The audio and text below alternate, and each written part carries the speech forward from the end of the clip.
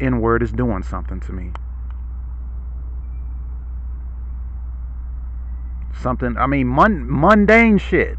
Mundane shit. Shit that, as crazy as this country is, isn't considered criminal. It's not considered criminal to turn on your engine, the engine to your car. That's not a crime. And then rev it up. That's not a crime. But I remember about almost a decade ago, it happened in New York. For all you thinking that all this only happens in the South, no, this was in New York. This is everywhere.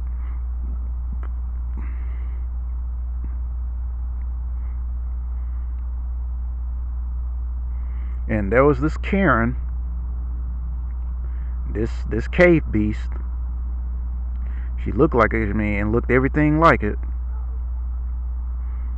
Um, who basically, like I said, called the police because he turned on the engine to his, like, he had one of them, Chevy 3500 type trucks or whatnot. It was a big ass truck. And when he did turn it on, it was loud as hell.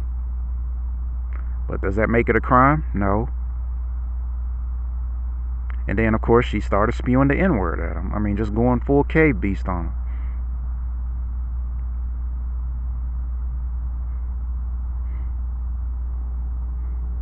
So with Carolyn Bryant finally out of the picture, I'm like, what kind of, I mean, my whole thing is, I'm like, okay, that's, like I said, it's all well and good that she's finally gone and died and gone straight to hell. But what kind of victory is that for us?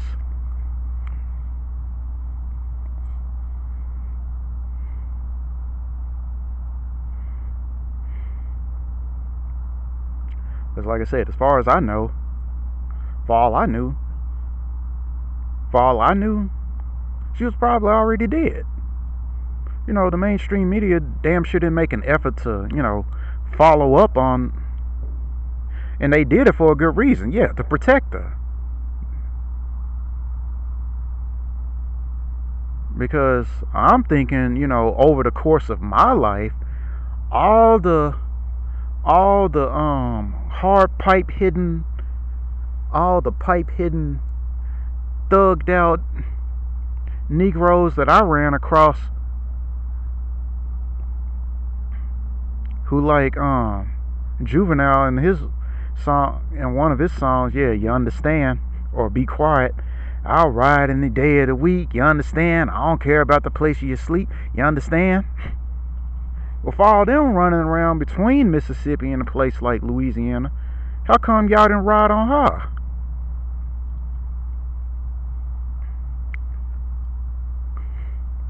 Or one, I would say two reasons. One, lack of effort, and two, the fact that they were hiding her. They were sponsoring her so that she wouldn't be found. But now that, like I said, now that she's out of the picture, um, we got all these other Karens and Carolyns to worry about,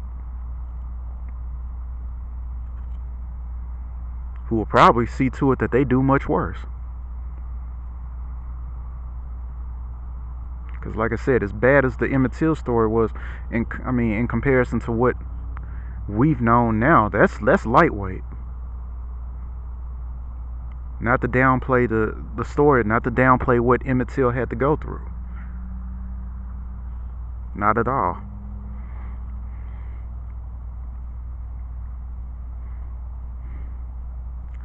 Now on to this other piece of shit who, like I said, has died and gone on to be with his father, the devil, Jerry Springer.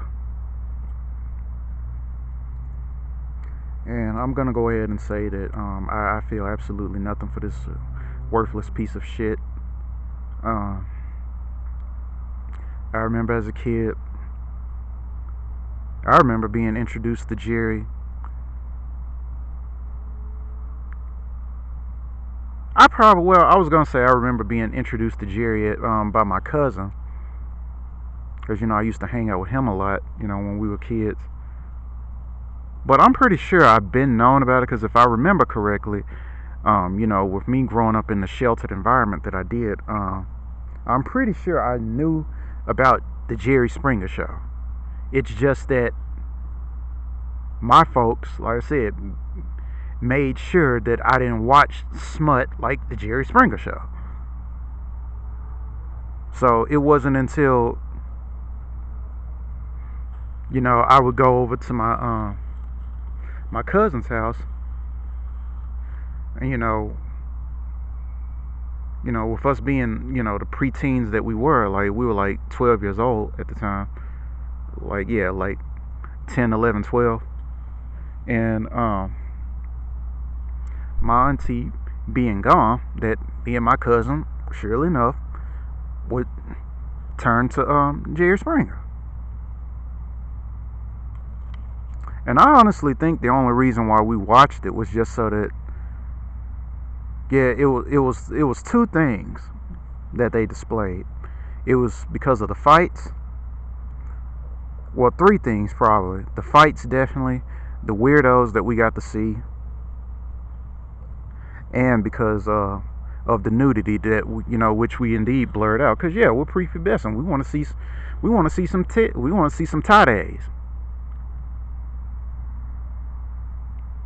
We wanted to see some biddies. And we was low-key mad that, they was blurring it out. Whenever these tramps, what we now know to be tramps, would get on there and get to fighting and tearing each other's clothes off, and basically be standing in the half nude with their biddies all out for, all of America to see. And the crowd just, roaring in encouragement, going, Jerry, Jerry, Jerry. Just smut. And having the big ass security guards, holding them back. And sometimes, as big as the motherfuckers were, they couldn't hold them back. They couldn't hold those strags back.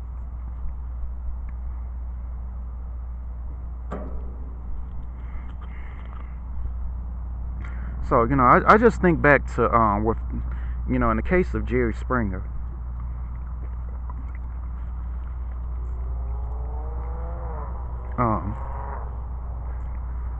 the lesson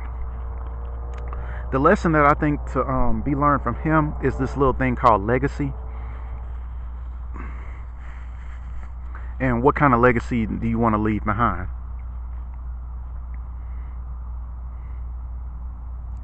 Because I think of a man his age doing that, making a profit off of that,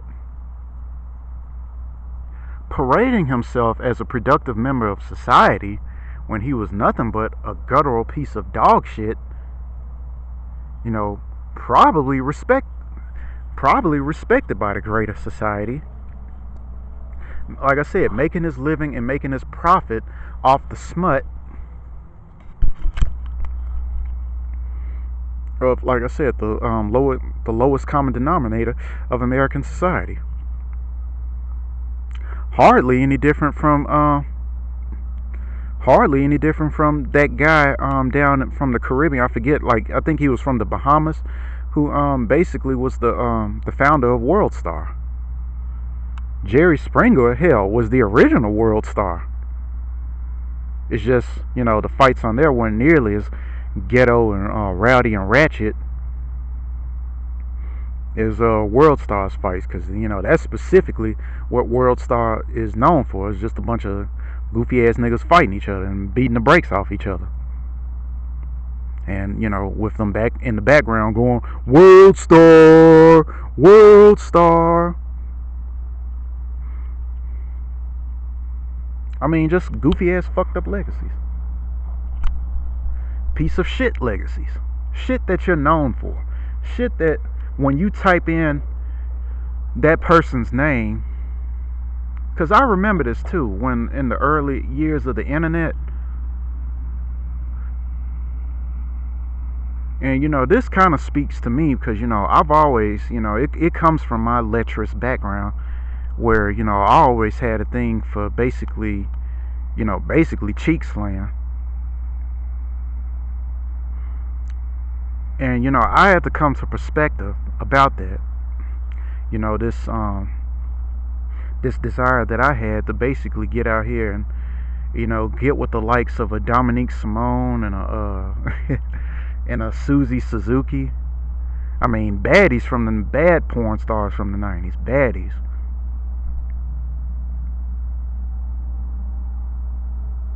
And I remember,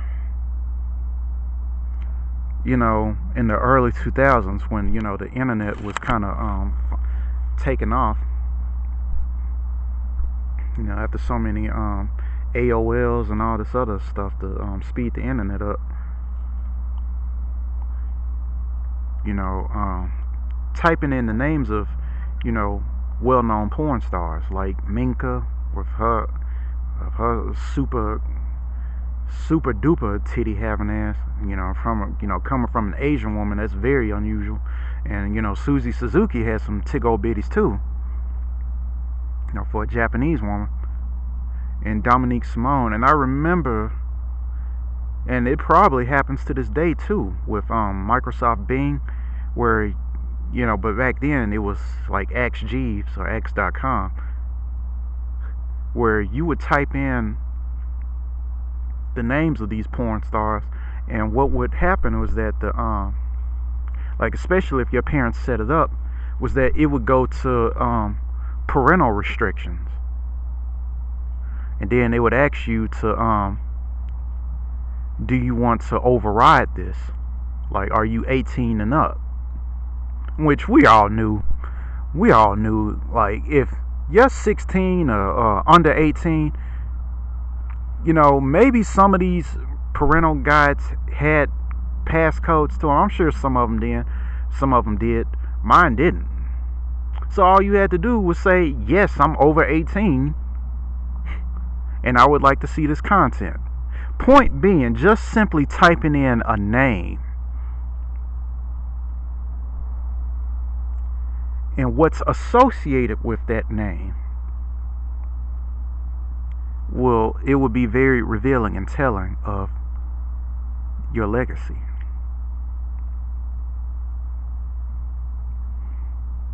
See, with me, and and here's the thing with my dumb ass, because like I said, I'm such a freak that even to this day, I'd like to think that I would be willing, depending on the access that I have to it, I would be willing to be on some Mr. Marcus shit, where, like I said, I'm just basically where you type in my name and you see me, like, in the background, just as swole as a Mr. Marcus, and having, like I said, just a whole plethora, a whole slew of hoes. Cause my boy done got down. Like, I remember one skit where he basically was in Eastern Europe, and basically it was on some harem shit, where he was like, it was a whole bunch of like these Eastern European girls, and they were like, you can have as many of them as you want, and he was like, all of them, I want all of them. And that's what I'm on. I'm like, shit, I want all of them. So I mean, if that becomes part of my legacy, or like I said, I get to basically have a cheek busting harem, I mean, shit, I accept all terms and conditions. Where you type in 2 BJ Jones, and then, like I said, I'm basically a less bald a less bald, and I dare say a less bald, less muscular, but more handsome nonetheless version of Mr. Marcus, having a whole gang of 304s on my Johnson. Cause that's just the kind of freak, and that that shit's hereditary, bro. I got broken in early, like being as far as being exposed to the porn industry. I mean, not even the industry, just being exposed to the porn period. And it's just now that we're learning of the dangers and the evils of pornography, right? To which I can agree, but it don't change the fact. It don't change the fact what it do to me when I see a female with some tig old bitties. Truth be told, my only issue with pornography is that it socially retards the male who's stuck on the shit, so that he doesn't become the best version of himself, so that he can leave behind a cheek slaying legacy like a Mr. Marcus or John Doe, or a TT boy, if you will. Men who've had a whole gang of females on their Johnsons. So until that day comes, because the more I look at this country, the more I look at Mystery Babylon, I'm like, this obviously ain't cheek slaying territory. Obviously it isn't. This ain't no place where you want to be slaying cheeks. This land is a place of entrapment, of entitlement, mass narcissism. Because like I said, as horny as I am, as much of a freak as I am, I ain't trying to lay up with no narcissist. I ain't trying to lay up with the likes of a modern day Carolyn Bryant. Hell to the no. I don't give a damn what race the female is, because I'm an equal. When it comes to that, I don't believe in discriminating against like I said, you see the likes of a female looking like a Susie Suzuki. You think I'm gonna turn her down because she's Japanese?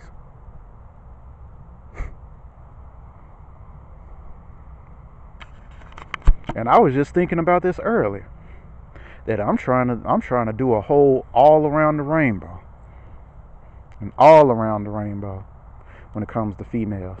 And believe it or not, even after what I've had to endure with the Scraggle Daggle, like even Keisha.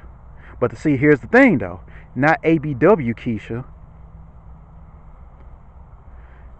because I was looking at this baddie from Spain. She's more like she's Spanish. Because I'm pretty sure she was born and raised in Spain, but her family obviously is Senegalese, and I believe her name is like Fatima. It's this long jumper, Fatima Diame or something, and I was like, bruh,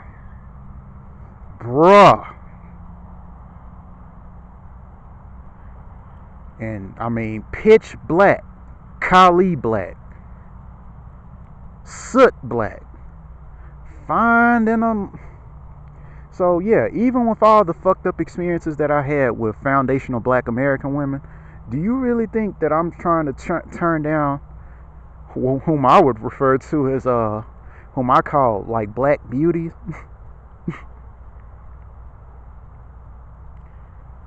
So it might just be Senegalese Spanish Keisha that I'm probably have to get with if I get a chance, if she ain't whitewashed or whatnot.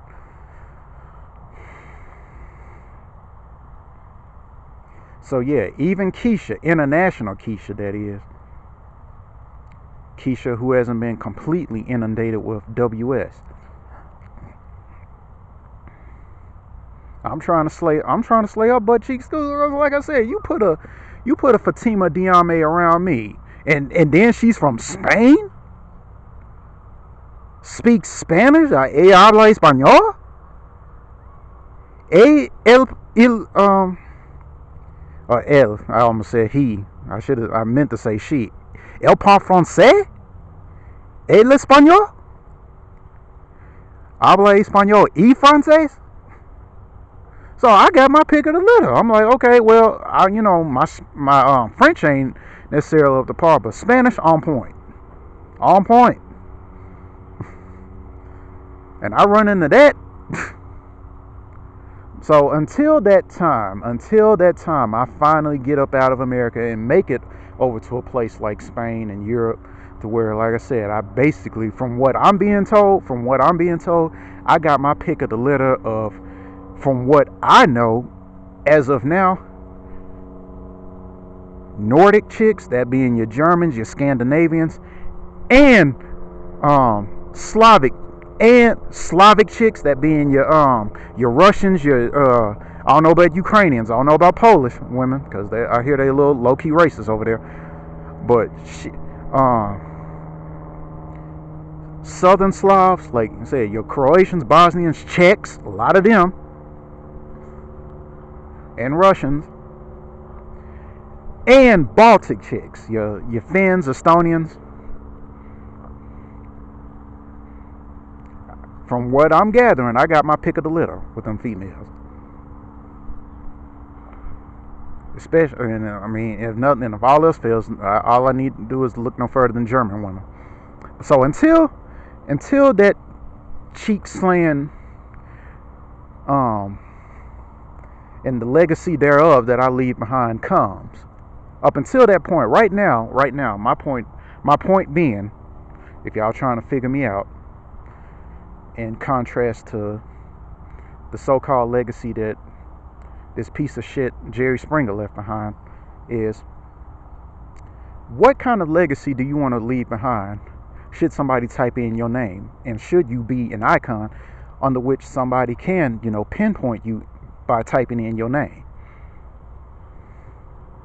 Do you want to, when someone types in your name, do you want to be known as the guy who mastered 52 languages and maybe even learned a lot more, even after having,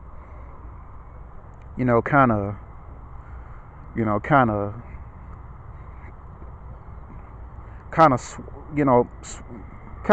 swelled down due to, getting a little up in age and basically getting tired of it too, because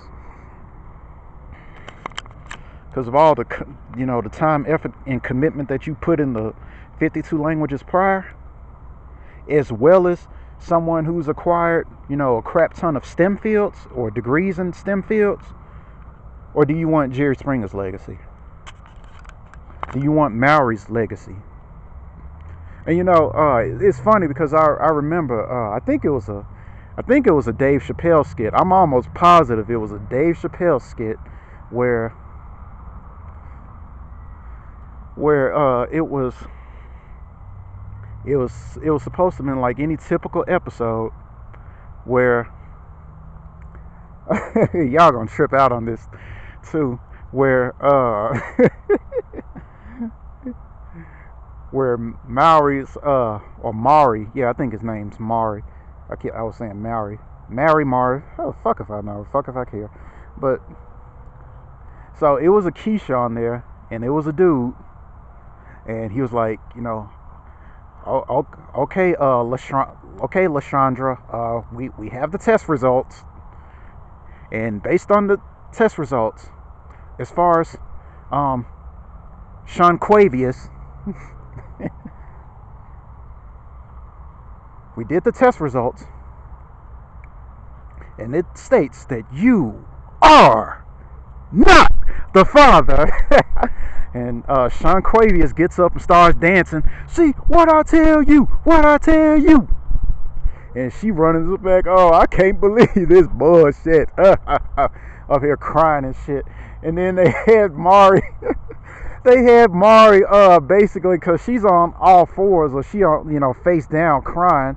Can't believe that Sean Quavius is not the father. I'm like, well, you was hoeing around. Surely enough, you can find any of the other Quintaviuses out there. You bastard making motherfucker, you. And they had Mari's character basically booty humping on on Lashandra. And they did it several times too. Like, as soon as he would say, "You're not the father," she'd run to the back, be on the ground. And we know that didn't happen in the show, of course. But like I said, it was a parody. It was a skit. And Maury's basically mounting these Keishas and basically booty humping them. Oh shit. So yeah, that's the thing that's the question that I'm asking. Do we want to leave that kind of legacy behind, where we're basically promoting smut? Because hell, even with what I would like to promote, which is basically cheek slaying, and with me trying to assess and figure out, will that be a viable option in the future, seeing that it clearly ain't now, unless, like I said, I run into some female from overseas, because I ain't trying to deal with these American broads. And that's another thing too. I don't care if they white, black, Hispanic, Asian. If they American, I don't want nothing to do with them. I don't want nothing to do with them.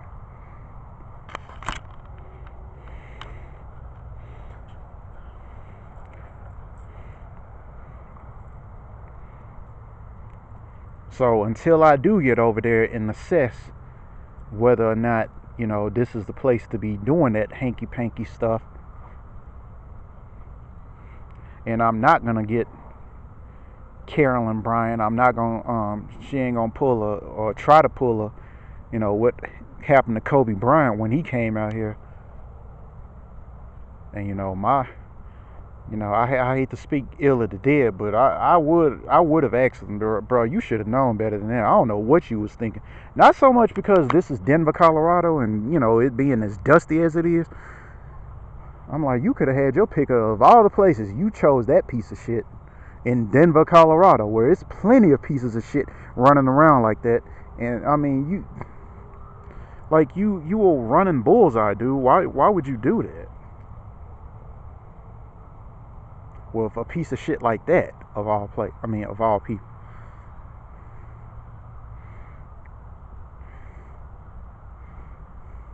Because my whole thing is, and it really applies to all races of women, regardless. Because I know what I'm capable of attracting. So my thing is, if I am gonna do that with a white woman, I'm gonna need her to be a baddie. And like I said, that applies to all races of women, because I know what I'm capable of attracting. I know what I'm capable of attracting. I've seen it. And I had to use inner wisdom to basically walk away from that, because I genuinely couldn't determine or figure what was behind door number one, door number two, doing a adulterous episode, doing an adulterous episode with a Marine's wife. I didn't know what was going to come of that, so I had to walk away from that.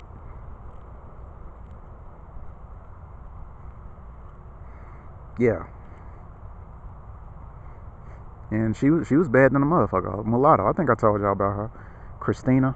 Yeah. Tig old bitties, big old booty, pretty ass teeth, long ass hair. Your average quintessential Negro would have fallen for that, and it ain't no telling. It ain't no telling what would have come of that. So, like I said, until then, I would say that we need to be focused on what kind of legacy we're leaving behind, because even with the at least the probability, at the very least, of me making it to Europe and leaving behind a slew and a legacy of cheek slaying, at the very least, right? At the very least, on some Wilt Chamberlain shit, right? On some Easy E shit, right? Because I'm a freak, bro. I mean, through and through.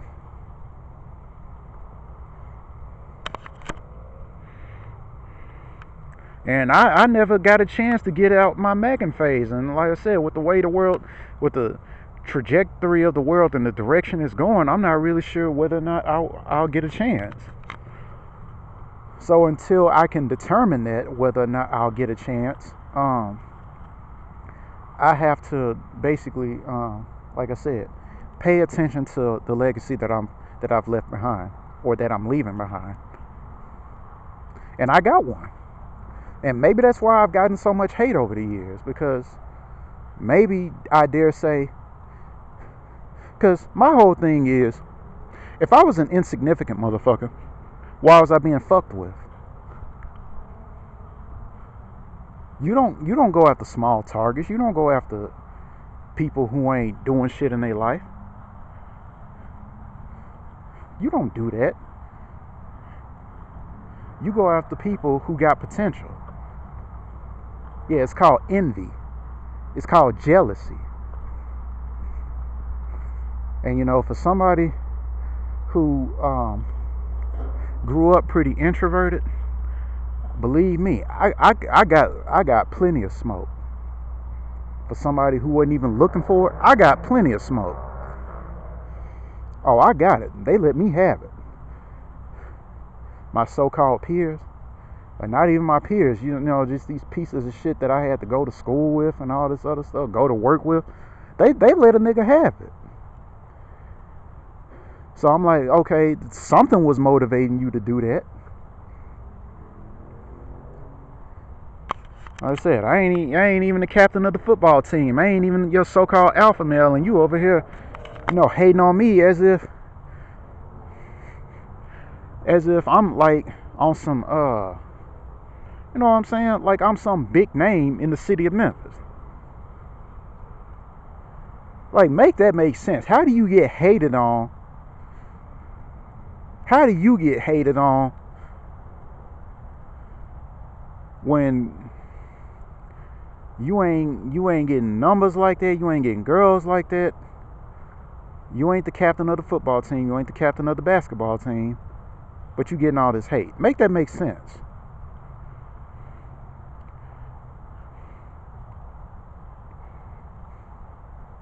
Because if I was an ugly, talentless motherfucker, you wouldn't have been studying me.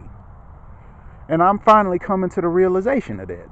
For a motherfucker, like I said, who kept to himself and was introverted as I am, I sure as hell did catch a lot of haters. I sure did catch a lot of haterade.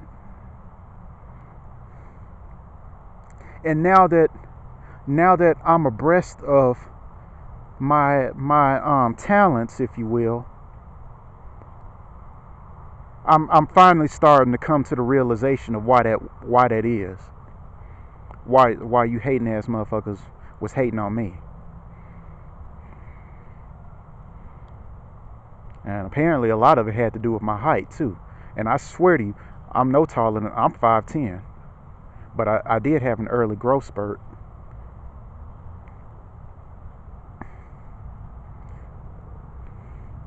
But I didn't spring up any taller than 5'10".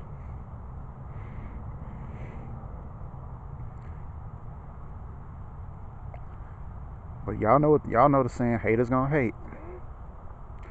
And I'm coming, I'm out here where one of my talents, if the foreign language thing don't do me no justice, because that's clearly a long-term goal. That's clearly a long-term goal that I'm gonna have to basically carve a path, if you will. Because I genuinely believe that I have an eye and a talent for foreign languages and how to effectively teach it, or teach them rather. So in the meantime, I just have to deal with what I got, basically in dusty, mediocre ass Denver. And one of the elements of this dusty, mediocre ass place is their lack of culinary skills and the atrociousness of the food out here. So at least that's one thing that I took with me, coming here from Memphis, is the ability to make some food out here that makes these locals taste buds sing. Because the food out here, the local food out here, it'll make your taste buds want to commit suicide.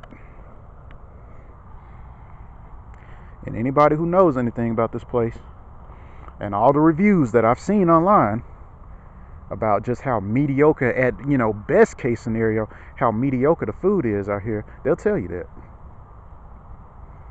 They'll tell you that.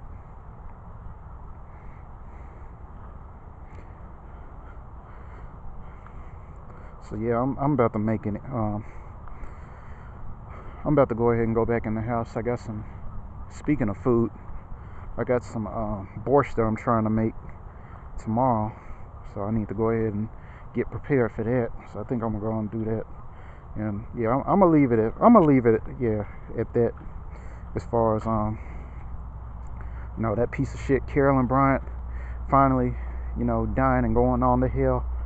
And based on her fucked up legacy and what little legacy she did leave behind, which is basically, doing her due diligence in the culture of WS and having some black boy killed, just some random ninja, right? Doing her due diligence to that. And being protected from it. I mean, being protected from true justice anyway. At least during her time on this earth. And like I said, the legacy of another scumbag who attracted scumbags so that they could basically, stand in front of America and make, like I said, complete dunces of themselves.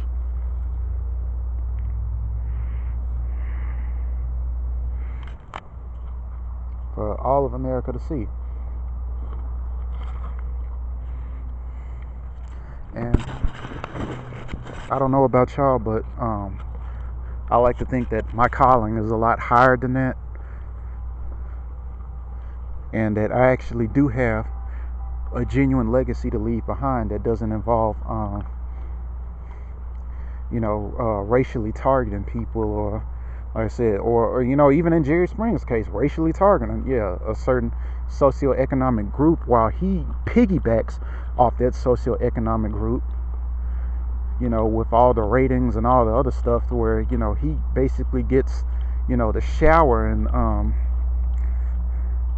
God only knows how much revenue due to all those ratings and views that he was getting on TV.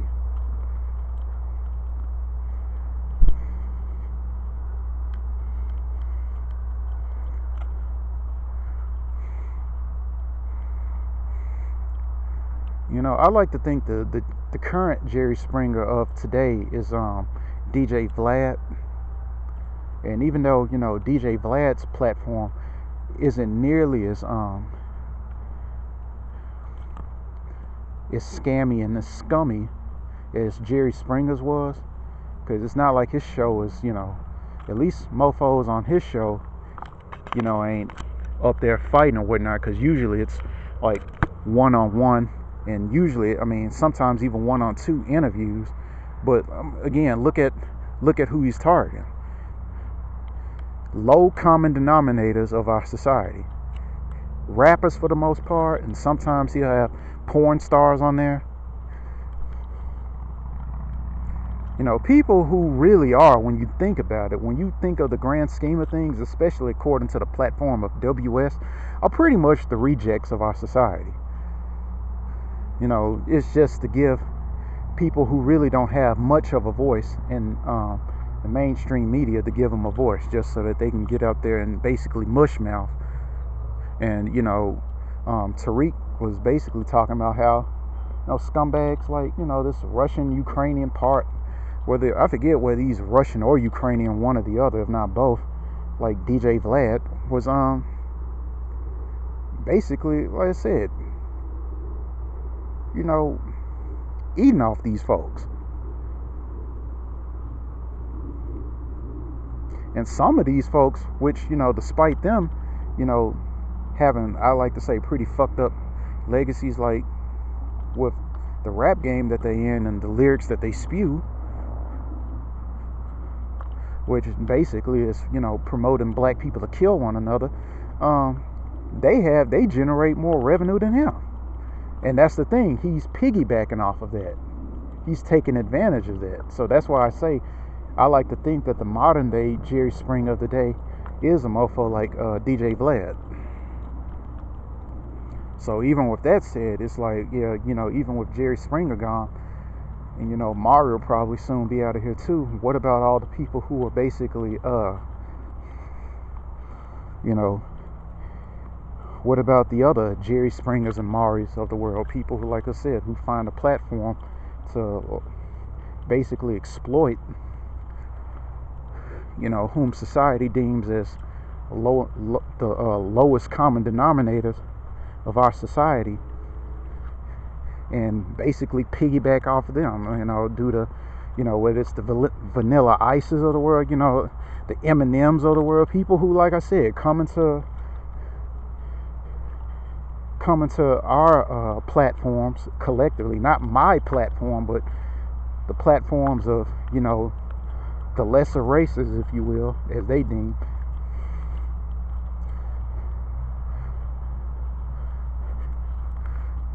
And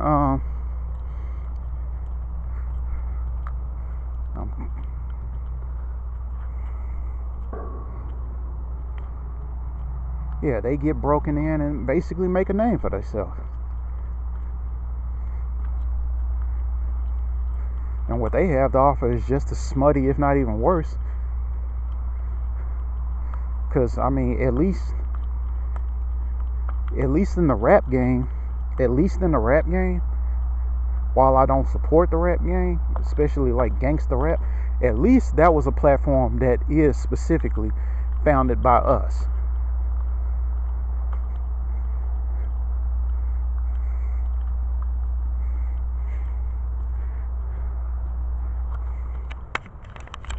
It ain't like we just broke into the the country music platform as niggers. We just broke into the country music platform and just got our talent up to the point and place, even though legend has it that all these other genres of music, particularly, I don't know about country, but I definitely know about rock and roll, the originators of rock and roll, if you will. I can't speak for country, because I'll let them have country. I don't give a damn about no country. But rock and roll, that's ours. But we let them have it. So we did our own thing, which, for the longest has been hip-hop.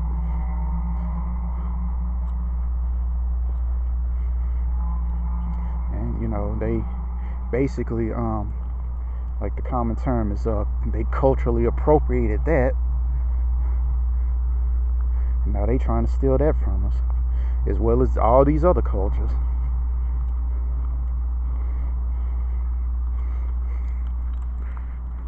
So just imagine, I can only imagine what they'll have to say when they'll probably try to make me out to be some sort of cultural appropriator.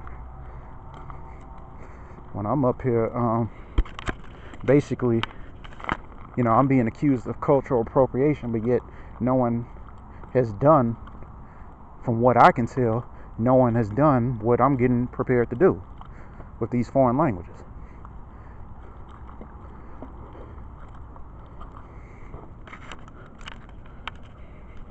And something that they've been doing with our culture, for the longest. With projecting gaslight me to be some sort of cultural appropriator. BS. Anywho, yeah, I'm done, y'all. I'm gonna leave it at that. And now that I finally found my another reason why I wasn't making videos like that was I seem to have lost the USB cord, but I finally found it. So yeah, I'm basically back in the game, down but not out, if you will. So I'll be making more videos if I feel like it, because shoot, the way I've been working, I ain't really been feeling it. So yeah, like I said, I'll catch y'all in the next video. I'm out this B. I'm out.